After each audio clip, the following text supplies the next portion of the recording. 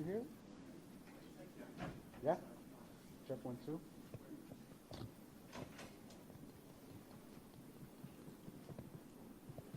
No? Okay, sit.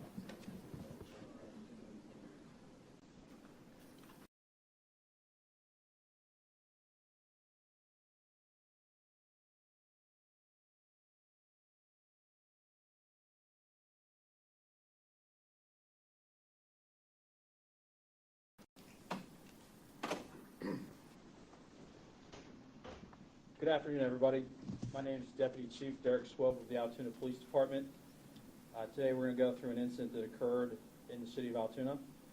This morning at approximately 9:14 a.m., Altoona police officers received a call of a suspicious male at a local restaurant.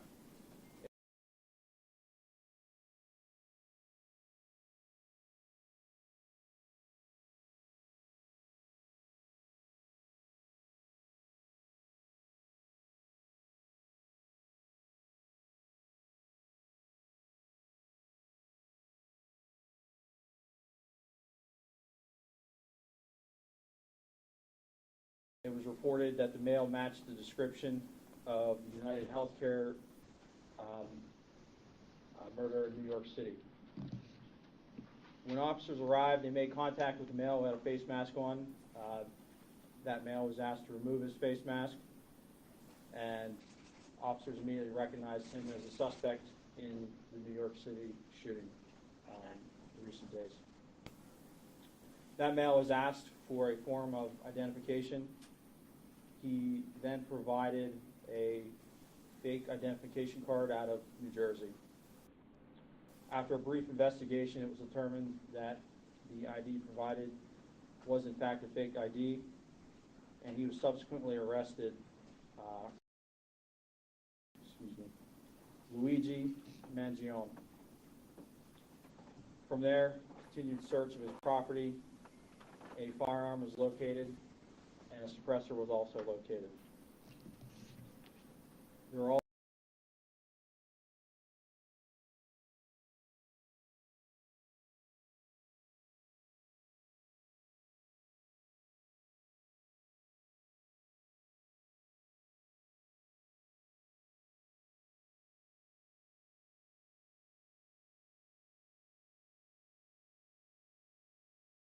other items of evidentiary value that were located that would assist in this investigation. At this time, I'm going to turn it over to Governor Shapiro for some words.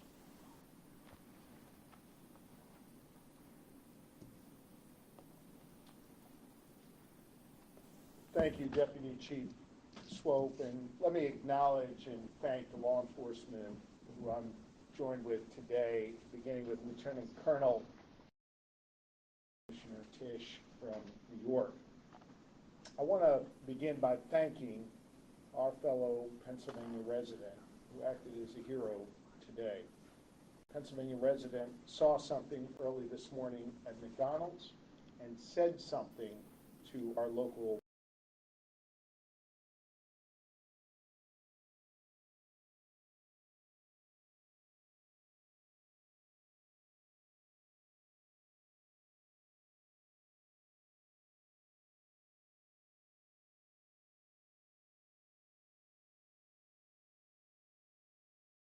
police.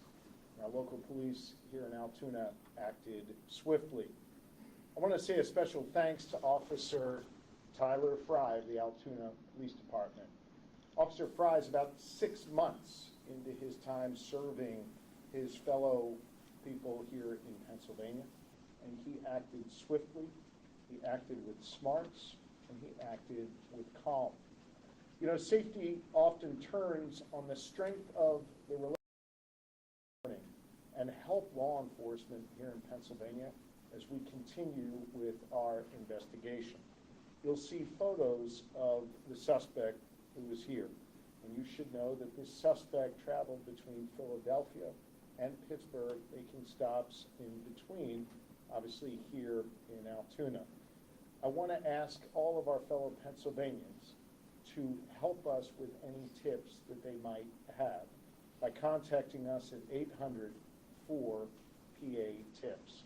Again, that number is 800-4-PA TIPS.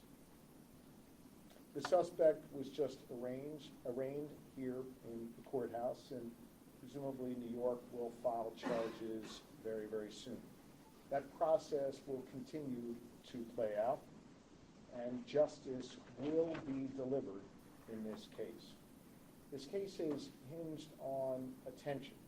In fact, the attention in this case and the killing of Brian Thompson was helpful, no doubt, in allowing us to capture this killer, in alerting that individual at McDonald's this morning, and then having that individual contact police. But some attention in this case, especially online, has been deeply disturbing, as some have looked to celebrate instead of condemning this killing. Brian Thompson was a father to two. He was a husband, and he was a friend to many. And yes, he was the CEO of a health insurance company. In America, we do not kill people in cold blood to resolve policy differences or express a viewpoint. I understand people have real frustration with our healthcare system, and I have worked to address that throughout my career. But I have no tolerance, nor should anyone, for one man using an illegal ghost gun to murder someone because he thinks his opinion matters most. In a civil society, we are all less safe when ideologues engage in vigilante justice. In some dark corners, this killer is being hailed as a hero. Hear me on this. He is no hero. The real hero in this story is the person who called 911 at McDonald's this morning.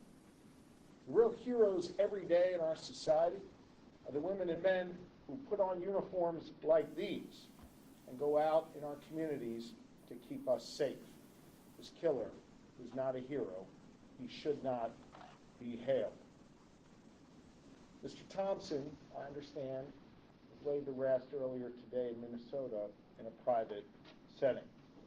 As the conversation continues about this case, let's be mindful not to dehumanize him and make him just an avatar of a system that is disliked by many. He was a father, he was a husband, and he did not deserve to die like this on a sidewalk in New York City. I again want to thank all law enforcement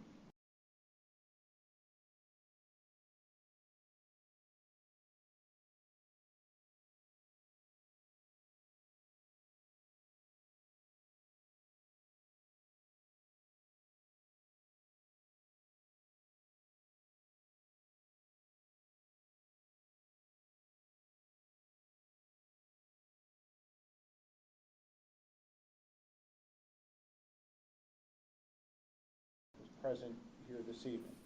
Law enforcement works best when it works together. In this case, you have the New York Police Department working together with the Altoona Police Department, working together with our Pennsylvania State Police and our partners at the federal level as well. Everyone came together to solve this case and keep the public safe. I again want to ask my fellow Pennsylvanians, if you have any information. Thank District Attorney Seidel. He and his staff came down from Manhattan District Attorney's Office today in record time to assist us at the Altoona Police Department.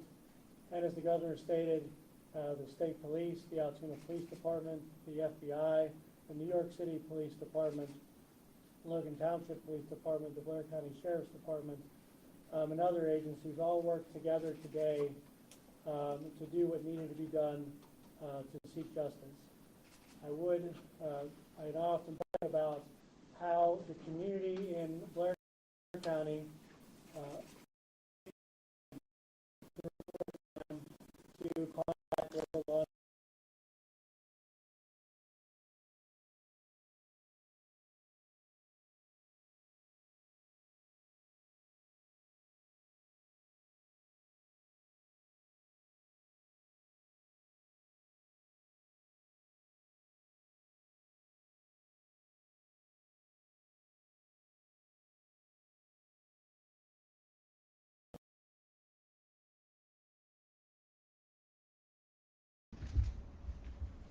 federal, state, local authorities, and especially to the customer at the McDonald's that seen something, said something, to the McDonald's employee that called 911 and reported this individual inside of their restaurant. The men and women behind me, the detectives, some of these detectives that are standing behind me haven't been home since Tuesday when this incident happened. They've been working this case tirelessly around the clock. When they got that phone call, immediately they jumped in their car, the police car, and raced down here to go see if this was the individual they were looking for. That's dedication. Their commitment to bringing this individual to justice is just standing behind me. And on behalf of the mayor and the police commissioner, they extend their thanks and appreciation to you as well. Here's a message to the criminal element that think that they want to commit a crime in New York City and cross state lines, county lines. The message is very clear. Police Commissioner Tisch's police department will find you and bring you to justice. Just look behind you. Thank you.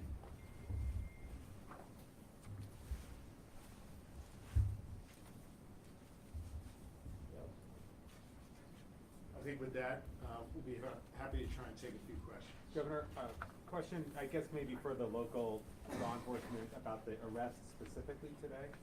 I don't know who. Tisch's police department will find you and bring you to justice. Just look behind you. Thank you.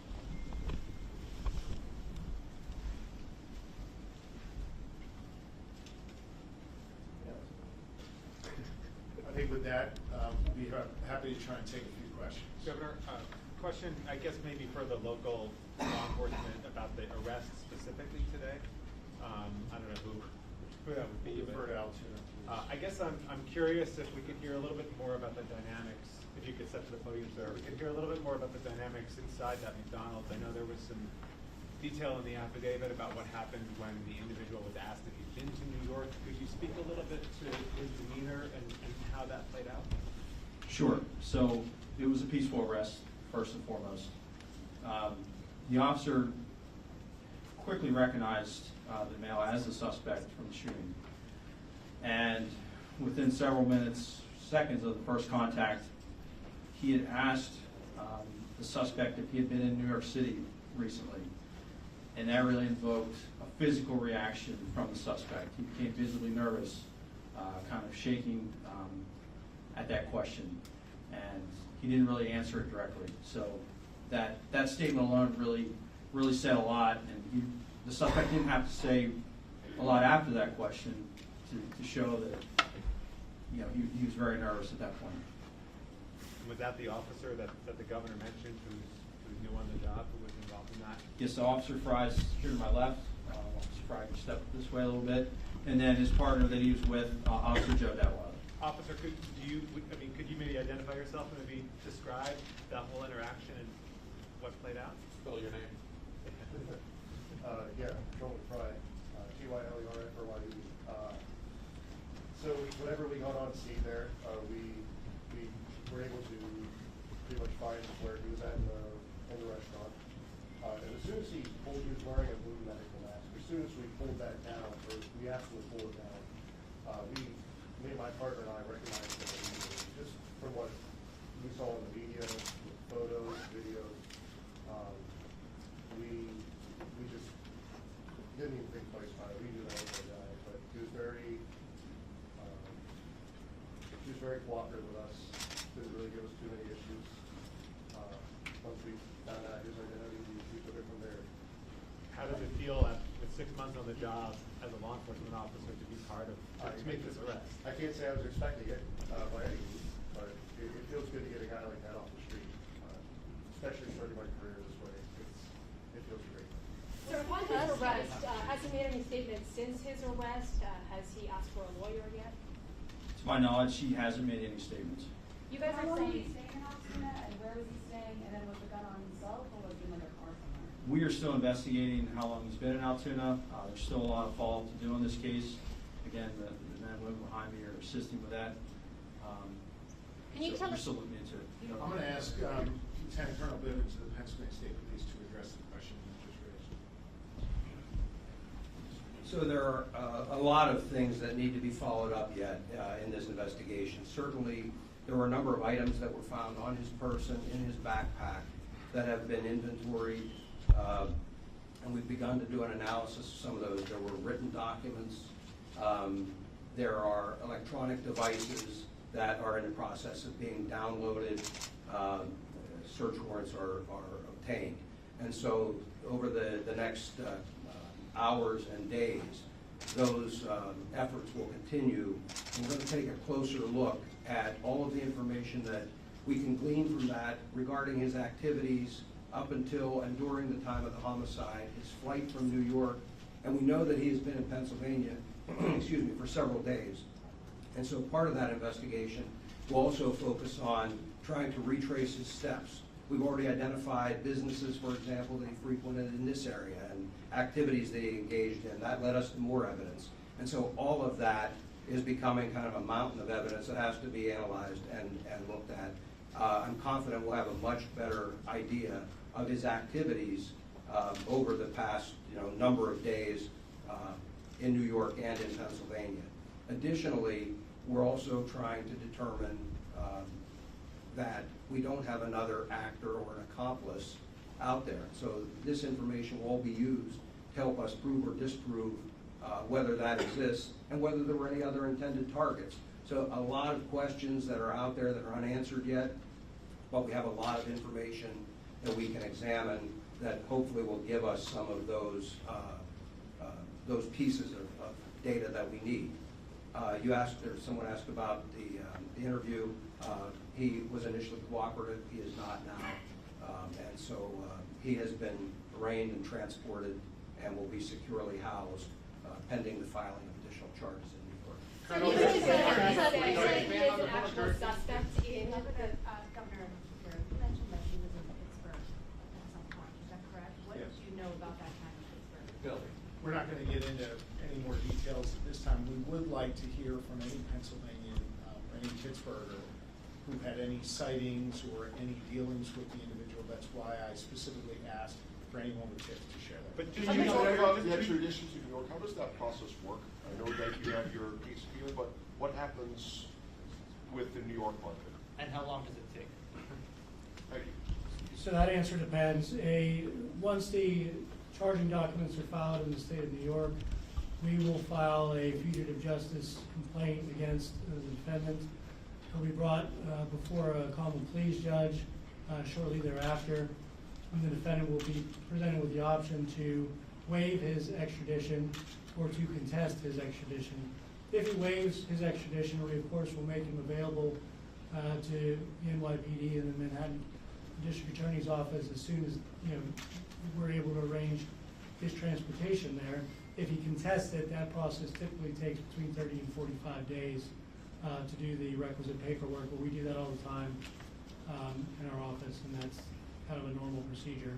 Any On the matter of the backpack indication? itself right now, the backpack itself, you had the one that was in New York. Do we know if that's the same one that he had at the time of the shooting there, or is this backpack that he had here one that he may have acquired? And the findings inside, the gun, the silencer, and cash, some foreign currency as well, is that correct?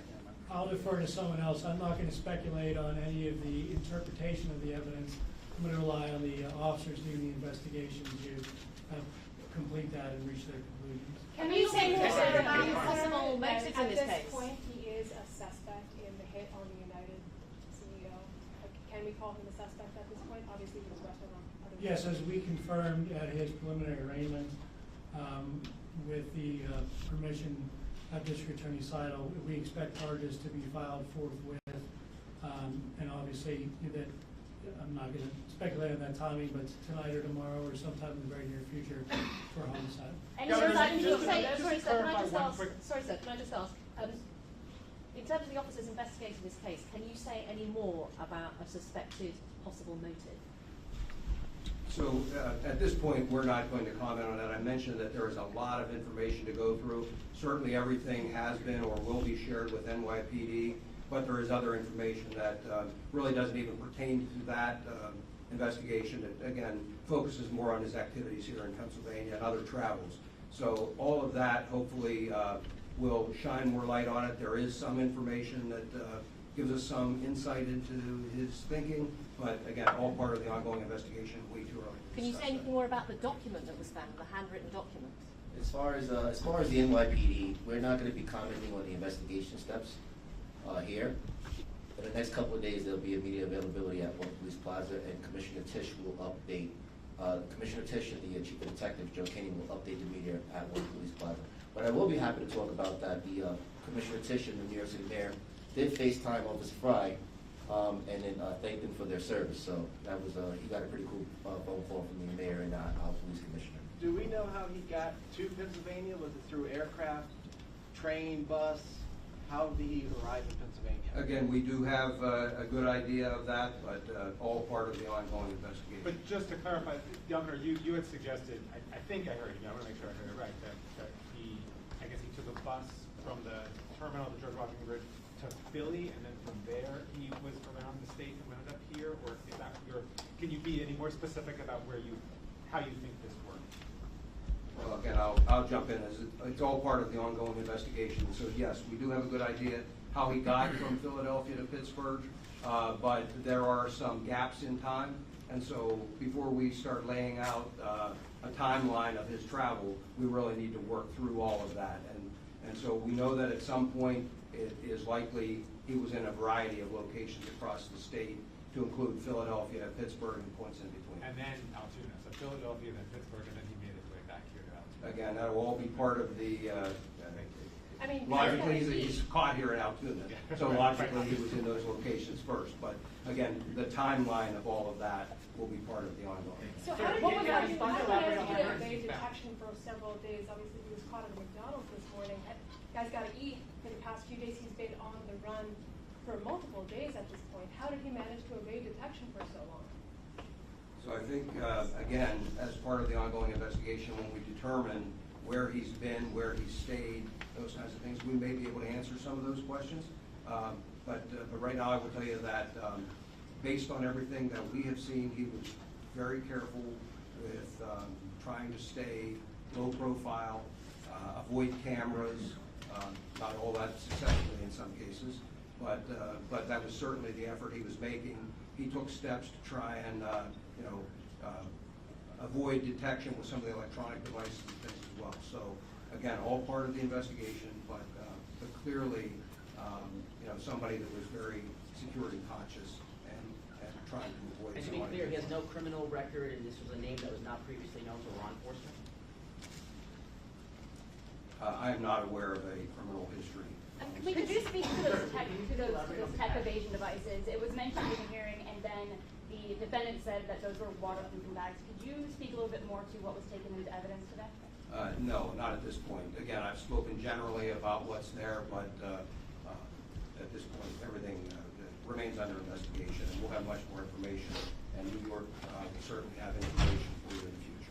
Can we just clarify, sir, sorry, can we just clarify something? Is there still a search for any other suspects other than the accomplice or potential accomplice? We're still going to canvass. We're still going to investigate. Like I said before, we're going to provide an update in a couple of days by the police commissioner and the chief of detectives back at New York. I will say this though: if anybody out there that has any information that they think that will help this case, to please contact our tip line, which is 1-800-577-TIP. Remember, all calls are kept confidential. And can we just to clarify something, clarify, sir? Can we the just clarify? customer spoke with the employee called 911. That is my understanding. Was it a customer that recognized the suspect first, told an employee, and the employee rang the police? Is that correct? Yes, my understanding, I was just confirming, but my understanding is the employee became suspicious, thought they recognized, and wanted someone to check it out first. Oh, because someone referred to a customer earlier, but there was... Yes, that's what I'm saying. I'm sorry, did I say the employee? The customer recognized, notified the employee, and wanted someone to check it out. So it's a crime. Which restaurant it was? Was it the one on Plain Rose? I'm not familiar with the address of that. It's a McDonald's.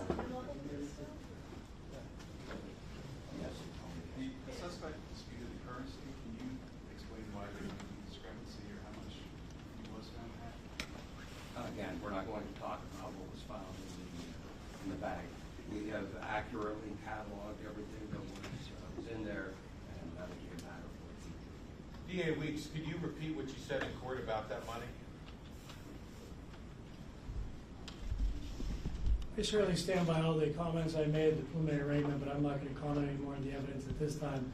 My comments at preliminary arraignment were in support of my argument for bail. Thank you. We probably have time for one or two more questions. Is he being held in a county or state facility? He will likely be taken to a state correctional institution later this evening. Can I just say specifically for Pennsylvania law enforcement, over the past few months, we've had the attempted assassination of former president, now president-elect. Now you've had this. What do you think about that? Violence can never be used to address political differences or to address a substantive difference or to try and prove some ideological point. That is not what we do in a civilized society. That was true in Butler. It was true in New York City. And it's true anywhere. That is not how you make progress in this country. The person, the suspect here, who shot at that CEO and killed that CEO, is a coward, not a hero. And we need to make sure that in this country, we get back to having a civil discourse about our differences.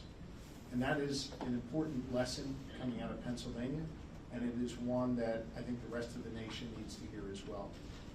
On a law enforcement side, I will tell you that I am incredibly proud of the Pennsylvania State Police and local police in Butler and here in Altoona, who responded in a way that kept others safe and saved other lives. That was true at the fairgrounds in Butler, and it was true here today in Altoona.